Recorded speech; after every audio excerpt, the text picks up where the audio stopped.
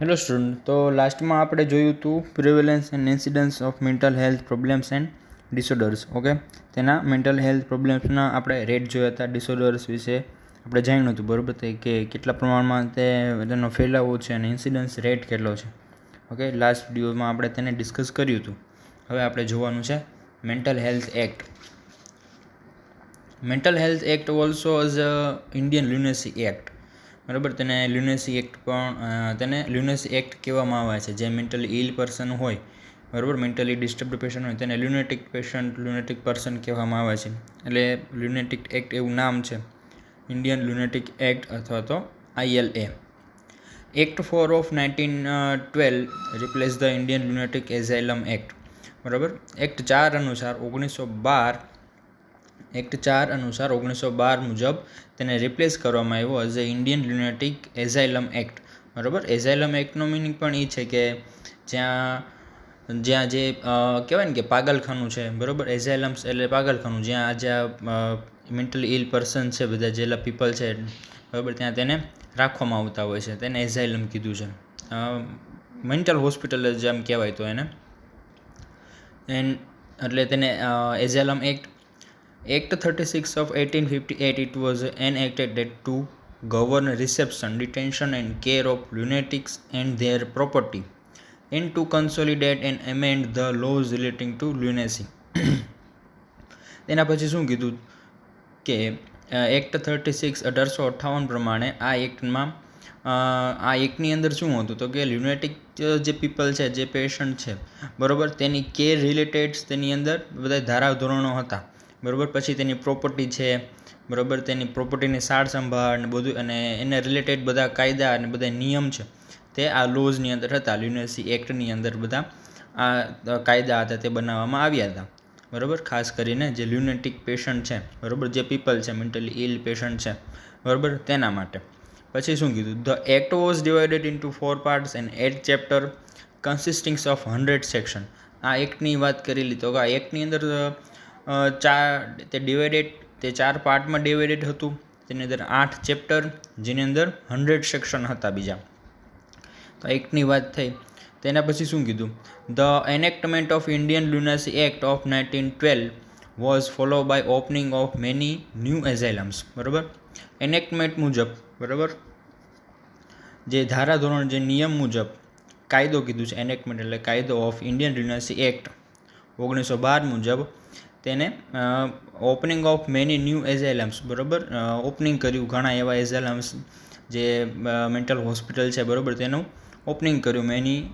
Opening of new asylums and improvement in general condition, બરાબર, અને તેની કન્ડિશન છે, તેની જનરલ કન્ડિશન છે, તેમાં ઇમ્પ્રુવમેન્ટ કરવામાં આવ્યું of asylum and an increase in awareness regarding the prevailing situation of lunatics in such asylums, બરાબર. અને જે કાંઈ તે સમયમાં જે એઝાઇલમ્સ હતા, બરાબર, આ જે આરોગ્ય માનસિક આરોગ્ય જે કેન્દ્ર કહેવાય જે હતા, તેની અંદર અવેરનેસ લાવવામાં આવી. જે કાંઈ ત્યાંની સ્થિતિ છે, બરાબર, જે પ્રિવેન્ટ કરવા માટે કે ટ્રીટમેન્ટ કરવા માટેની એમાં અવેરનેસ કરવામાં આવી લ્યુનેટિક્સ પેશન્ટ ઉપર. પછી એ શું આવ્યું? પછી તો કે 1946માં ભોર કમિટી આવી. ભોર કમિટી દ્વારા તેને શું કીધું? In 1946 the Bhore committee submitted its recommendation. The Indian Psychiatric Society established in January 1947. 1946માં Bhor કમિટીના રિકમેન્ડેશન દ્વારા જાન્યુઆરી 1947માં ઇન્ડિયન સાયકેટ્રિસ્ટ સોસાયટી એસ્ટાબ્લિશ કરવામાં આવી, બરાબર, ભોર કમિટીની નીચે. It was quick to react to the recommendation of Bohr committee. In January 1949, an ad hoc drafting committee was appointed which consisted of 3 distinguished psychiatrists, બરાબર. આ society છે તેને શું કર્યું? ઇન્ડિયન સાયકેટ્રિક સોસાયટી જે એસ્ટાબ્લિશ થઈ હતી 1947ની અંદર ભોર કમિટીના રિકમેન્ડેશન દ્વારા, તેને ભોર કમિટીના રિકમેન્ડેશન દ્વારા, તેની ભલામણ દ્વારા તેને શું કર્યું? બરાબર, ક્વિક રિએક્ટ તેને શું કર્યું? તો કે જાન્યુઆરી 1949ની અંદર એક એડ હોક કમિટીની રચના કરી. એડ હોક કમિટી એટલે કે જે ટેમ્પરરી માટે કોઈ એવા અગત્યના કામ મુજબ જે રચવામાં આવતી કમિટીને એડ હોક કમિટી કહેવાય. અહીંયા એડ હોક ડ્રાફ્ટિંગ કમિટીની ત્યાં તેને રચના કરવામાં આવી, બરાબર.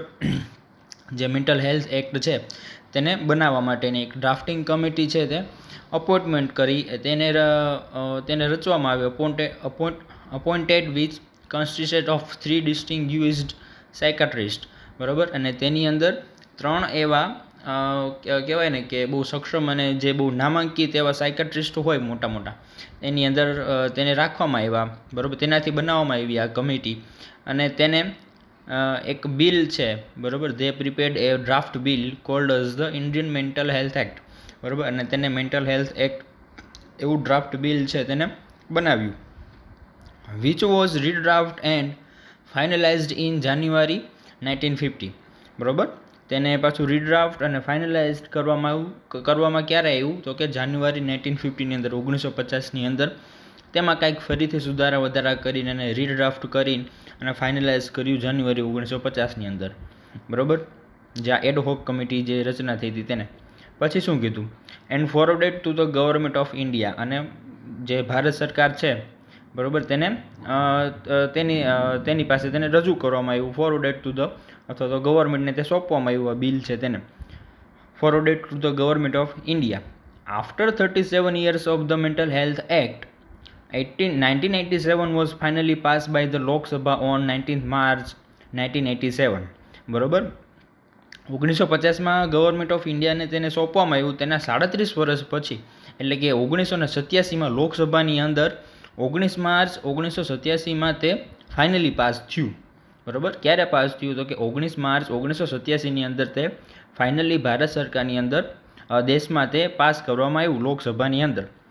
Okay. Later the government of India issue order that the act come into force with the effect from April 1, 1993 in all the states and union territory of India, બરાબર છે. અને પછી સરકાર દ્વારા તેને જલ્દીથી તેને બધા દેશના રાજ્ય અને જેટલા કેન્દ્ર શાસિત પ્રદેશ છે તેની અંદર તેને લાગુ કરવામાં આવ્યું, union territories of India. It is an act to consolidate and amend the law relating to the treatment and care of mentally ill person, to make better provision with respect to their property and affairs, and for matters connected those with or incidental thereto. The act is divided into 10 chapters consisting of 198 sections, બરાબર. પછીના પેરેગ્રાફમાં શું કીધું તો એક્ટની જ વાત કરી છે કે એક્ટની અંદર કઈ કઈ વસ્તુ હતી, બરાબર. તે શું એની અંદર નિયમો હતા, કાયદા બનાવવામાં આવ્યા હતા, તો કે તે મેન્ટલી ઇલ જે પર્સન છે તેના રિલેટેડ તેની ટ્રીટમેન્ટ છે, બરાબર. તેને લાભકારક થાય એવા નિયમો છે એવા બનાવવામાં આવ્યા હતા. પછી એની અંદર તેની પ્રોપર્ટી છે તેની સાર સંભાળ રહી શકે, બરાબર. એના માટે એવા બેટર પ્રોવિઝન છે તેની અંદર હતા, બરાબર. કે તેના અફેર્સ છે, કોઈ મેન્ટલ કોઈ એવી પર્સનલ બાબત છે, બરાબર, જેનું તે ધ્યાન રાખી શકે, બરાબર. પછી આ એક્ટની અંદર 10 ચેપ્ટર અને 98 સેક્શન એવા હતા, બરાબર. કયા એક પ્રમાણે 1987 માર્ચ 1987 પ્રમાણે.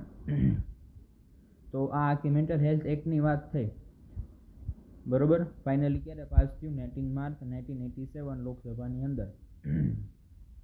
ભોર કમિટીની રચના, ફરીથી પાછું લાસ્ટ પેરેગ્રાફ છે ને રિવાઇઝ કરી લે.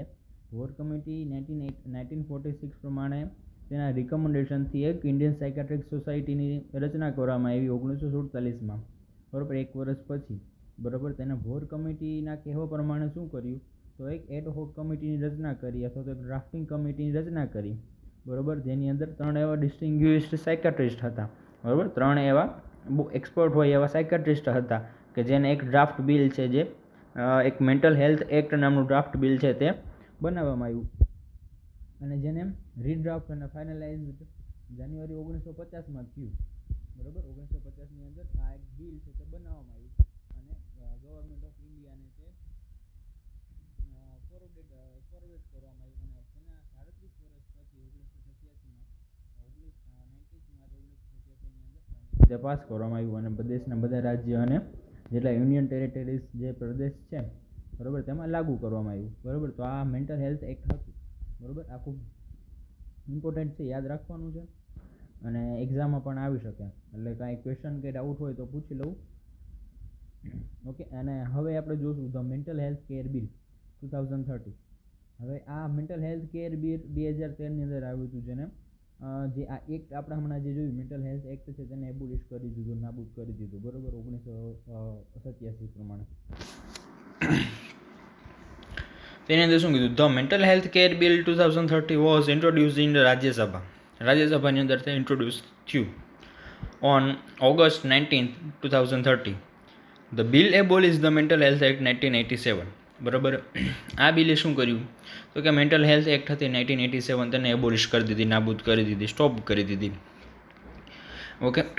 પછી રીઝન ટુ ધ બિલ, પછી આ બિલ આવવાનું કારણ અથવા તો આ બિલને શું કામ લાવવામાં આવ્યું, બરોબર, એનું કીધેલું છે આ પેરેગ્રાફની અંદર. The government approved the United Nation convention on the rights of person with the disability in 2007. એક ગવર્મેન્ટ માન્ય એક યુનાઇટેડ સભા જે રચવામાં આવી, બરોબર, જે હતી on the rights of the person with the disability in 2007, બરોબર, જેની અંદર આ દેશની અંદર જે કાંઈ ડિસેબિલિટી અથવા તો પર્સન મેન્ટલી ઇલ પર્સનના જે કાંઈ રાઇટ્સ હતા, બરોબર, જેના હક હતા, જે નિયમો હતા તેના વિશે હતી, બરોબર, તેના મુજબ હતી. પછી શું કીધું? The new bill was introduce as the existing act does not adequately protect the rights of person with mental illness nor promote their access to mental health care.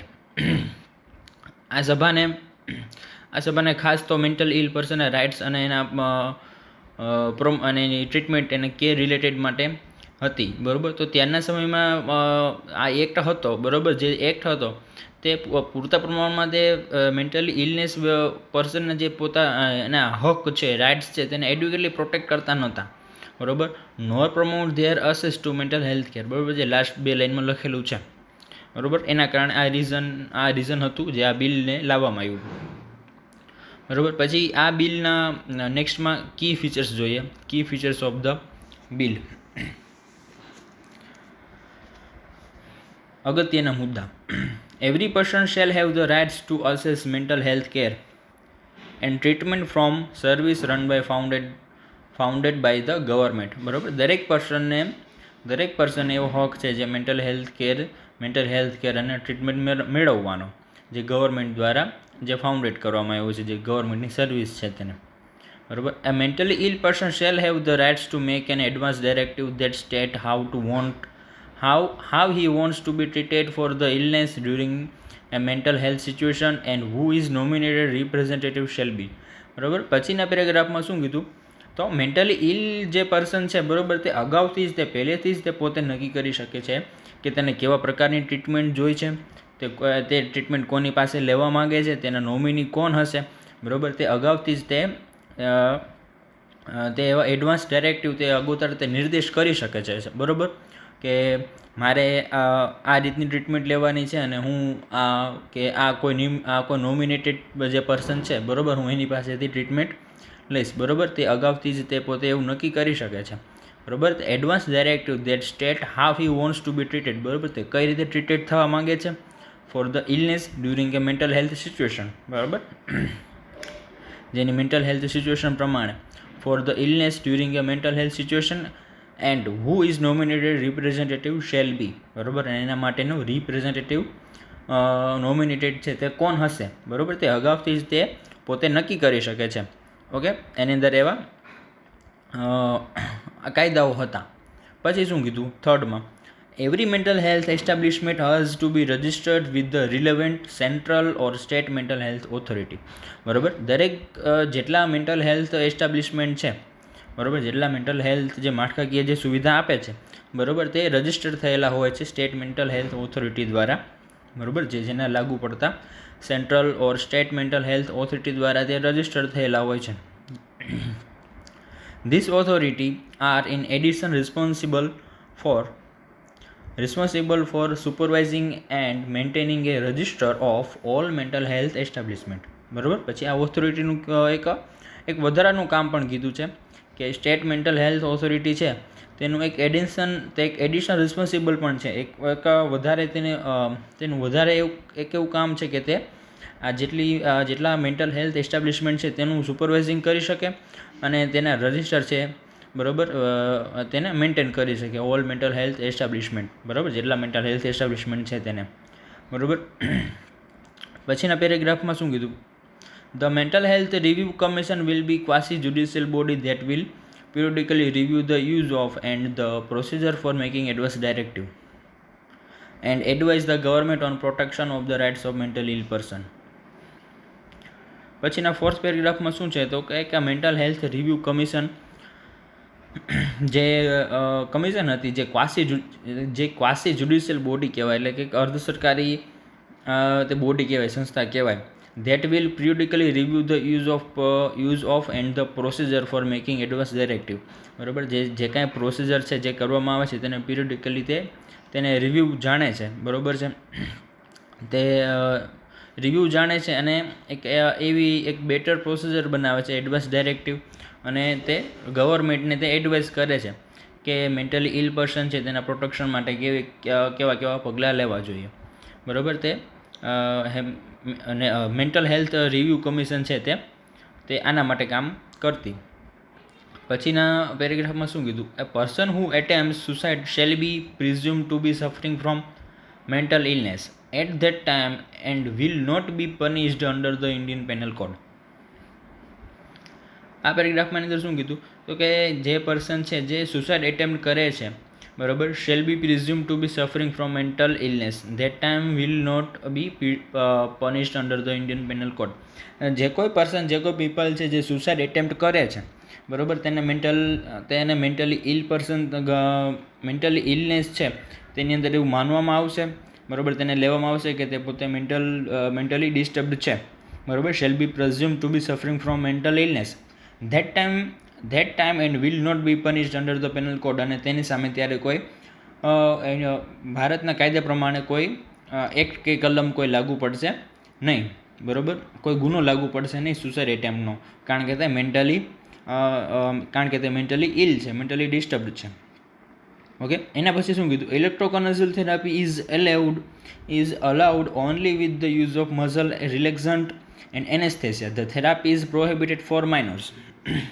ECT અથવા તો ઇલેક્ટ્રોકન્વલ્સિવ થેરાપી આગળ આવશે, તે મેન્ટલી ઇલ પેશન્ટને અપાય છે, એટલે તો કે ઓનલી તે કોને આપે છે તો કે શા કારણે આમાં તેનું મેઇન રીઝન શું હોય છે તો કે મઝલ્સને રિલેક્સન્ટ આપવા માટે, એટલે કે જે કાંઈ પેશન્ટ છે તેને શાંત કરવા માટે, તેની બોડીને શાંત કરવા માટે, અને એન્ડ એનેસ્થેસિયા આપવા માટે, બરાબર. પછી શું કીધું? The therapy is prohibited for minors, બરાબર. જે આ થેરાપી છે જે નાના મોટા જે પ્રોબ્લેમ છે તેના માટે પ્રોહિબિટેડ છે, જે પ્રતિબંધિત કરવામાં આવેલી છે, બરાબર. તે દરેક પેશન્ટને લાગુ કરી શકાતી નથી, ECT છે તે. હવે પછી આ ચેપ્ટર, આ બિલની વાત કરીએ તો એની અંદર 16 ચેપ્ટર છે, વન બાય વન એક જોઈ લઈએ. Chapter first, preliminary information on definition, short title, extent and commencement. Chapter 2, mental illness and capacity to make mental health care and treatment decision. Commencement એટલે આટલી બધી વસ્તુ તેની અંદર આવેલી છે, સમાયેલી છે. પછી chapter 3, advance directive. Chapter 4, nominated representative, rights of and neck. Chapter 5, rights of person with mental illness. Chapter 6, duty of appropriate government, central mental health authority, state mental health authority, finance, accounts and audit, mental health establishment. Chapter 11 ની અંદર mental health review commission. Chapter 12માં admission, treatment and discharge. Chapter 30, responsibilities of other agencies, restriction to discharge functions by professionals not covered by profession. And chapter 50, offense and penalties. And chapter 6 ની અંદર miscellaneous, બરાબર. આ બધી વસ્તુનો સમાવેશ તેમાં થાય છે. એના પછી હવે જોઈએ તો એક વખત પાછું રિવાઇઝ કરીએ તો સૌથી પહેલાં મેન્ટલ હેલ્થ એક્ટ જોઈતી, બરાબર. મેન્ટલ હેલ્થ એક્ટ કઈ રીતે પાસ થઈને કઈ રીતે તેને લાગુ કરવામાં આવી. પછી મેન્ટલ હેલ્થ કેર બિલ આવ્યું, જેને મેન્ટલ હેલ્થ એક્ટને છે તે નાબૂદ કરી, બરાબર. પછી આ બિલના રીઝન શું હતા અને બિલના કી ફીચર્સ શું હતા, કે બિલની અંદર કઈ કઈ વસ્તુનો સમાવેશ કરવામાં આવતો, અને તેની અંદર રહેલા ચેપ્ટર્સ છે બધા તે આપણે જોયા.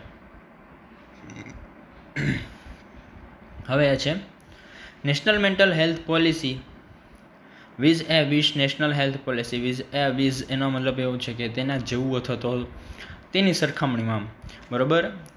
નેશનલ મેન્ટલ હેલ્થ પોલિસી છે તે નેશનલ હેલ્થ પોલિસીના પ્રમાણમાં છે, બરાબર. વિઝ એક સમાન, એટલે એવો શબ્દ વાપરેલો છે, એક સમાન છે નેશનલ હેલ્થ પોલિસી.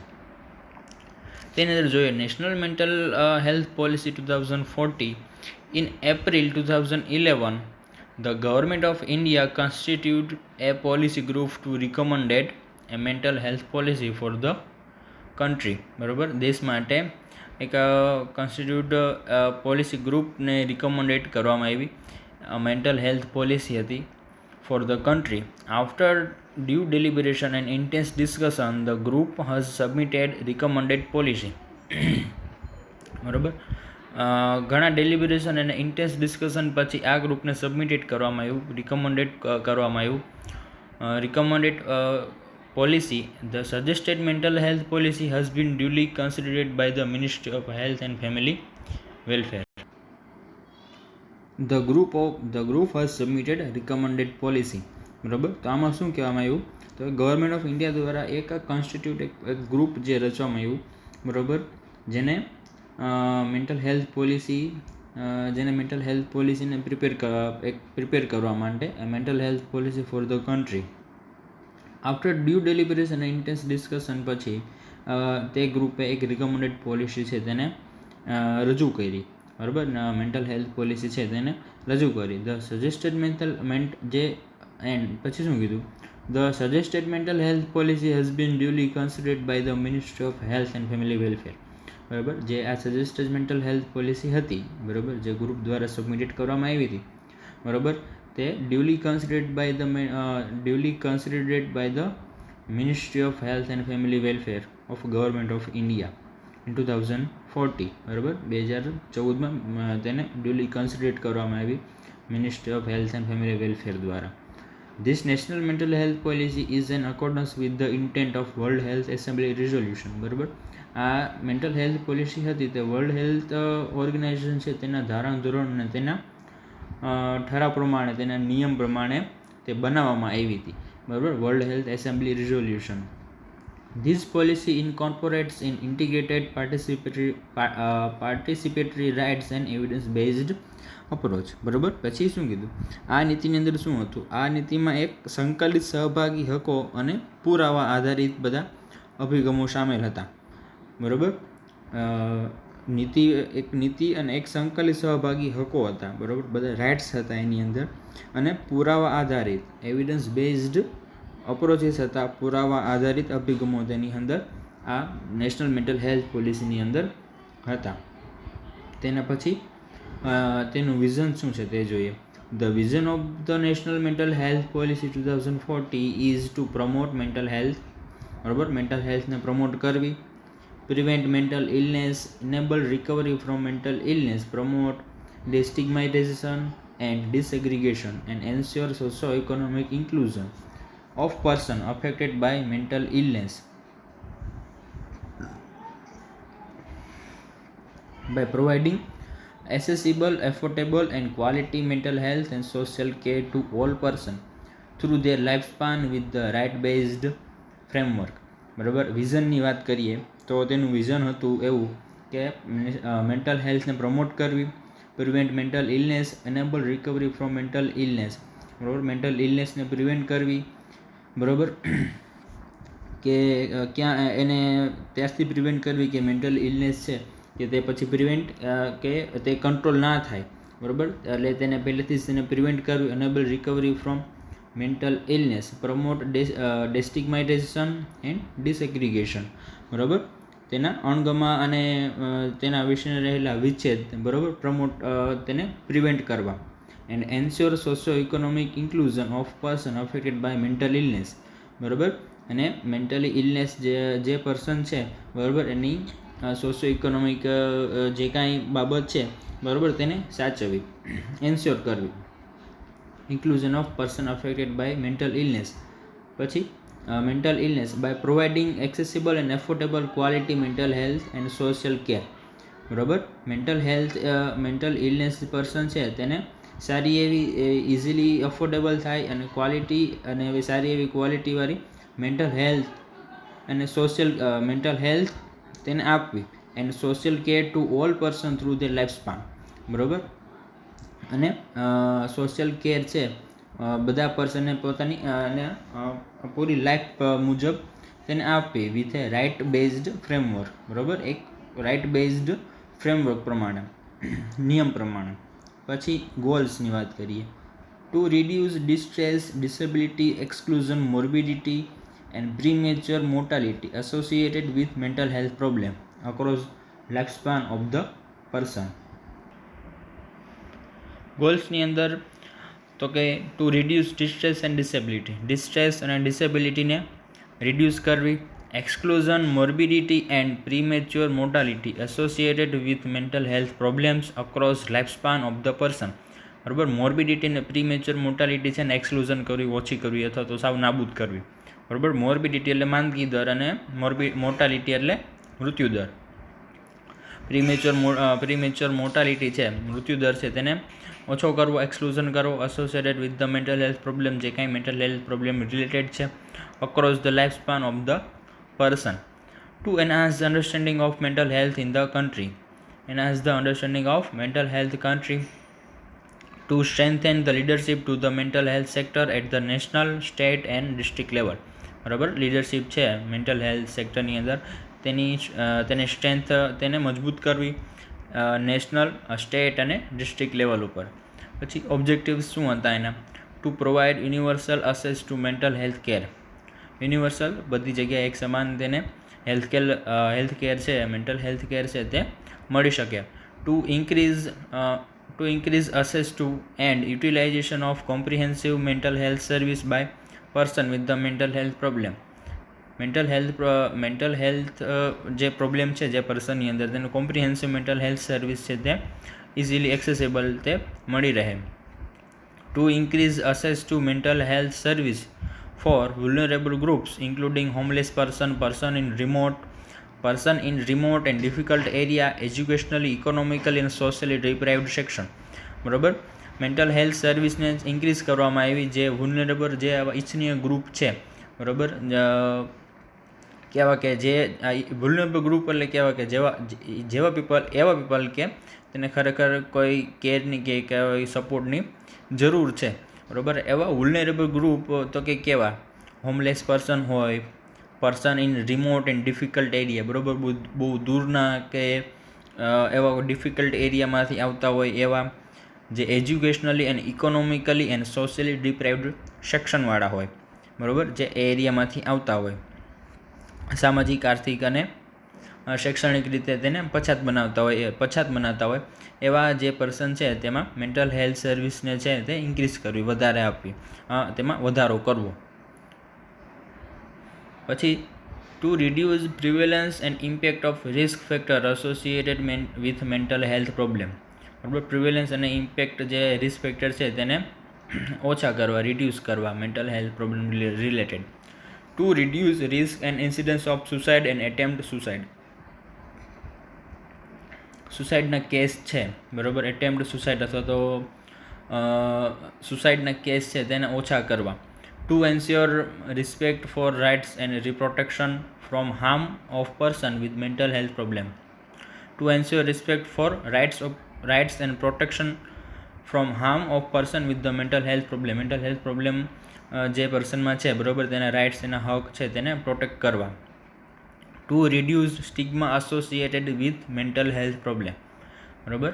જે સમાજમાં જે એવી માન્યતા છે, જે વિચારણા છે, બરાબર, તેને ઓછી કરવી, રિડ્યુસ કરવા. જે કાંઈ એવી માન્યતા છે કે આ ક્યારેય સાજા નહીં થાય, બરાબર, આ તો આના લીધે થયું, બરાબર છે, એવા જે કાંઈ સ્ટિગ્મા છે, જે કાંઈ વિચારો છે સમાજની અંદર, તેને ઓછા કરવા.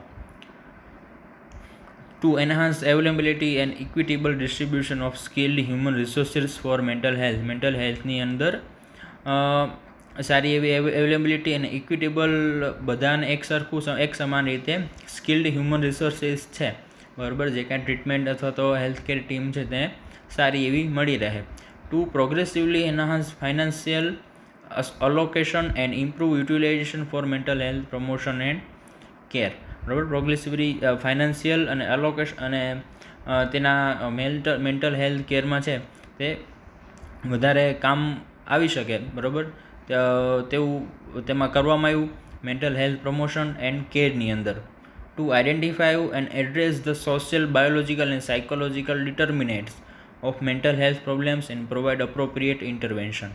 બરાબર, આ બધા હતા objectives national mental health policy viz national health policy. Okay, એના હવે પછી છે સ્ટ્રેટેજીસ, જે આપણે નેક્સ્ટ વિડીયોઝમાં એને આપણે ડિસ્કસ કરશું. ઓકે, ફરીથી એક વખત રિવાઇઝ કરી લઈએ કે સૌથી પહેલાં મેન્ટલ હેલ્થ એક્ટ આપણે જોયું. બરાબર, એક્ટ 4/1912 પ્રમાણે તેમાં ફેરફાર થયા. પછી તે 4 પાર્ટ્સ, 8 ચેપ્ટર અને 100 સેક્શનની અંદર ડિવાઈડ થયેલું છે. પછી 1946માં ભોર કમિટી દ્વારા 1947માં એક ઇન્ડિયન સાયકેટ્રિક સોસાયટી છે તેની રચના કરવામાં આવી.